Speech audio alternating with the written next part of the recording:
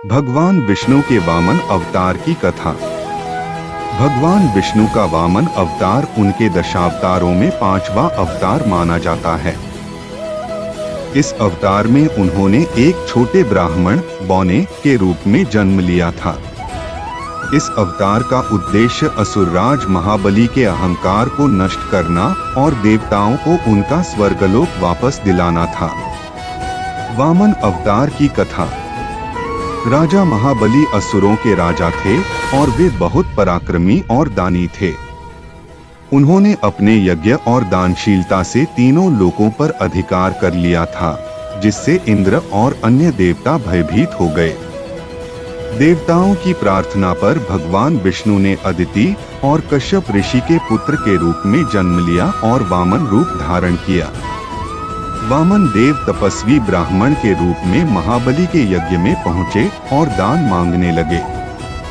महाबली ने उन्हें जो भी चाहिए वह देने का वचन दिया। वामन देव ने मात्र 3 पग भूमि मांगी।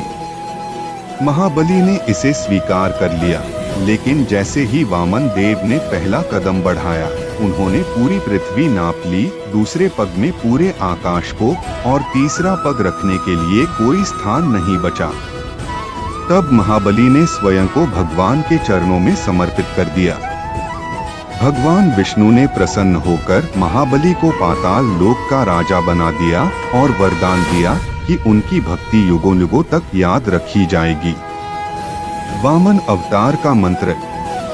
ओम नमो भगवते वामनाय नमः या ओम वामनाय विद्महे विक्रांताय धीमहि तन्नो विष्णुः प्रचोदयात्। यह मंत्र भगवान विष्णु के वामन स्वरूप की कृपा प्राप्त करने के लिए अत्यंत प्रभावी माना जाता है।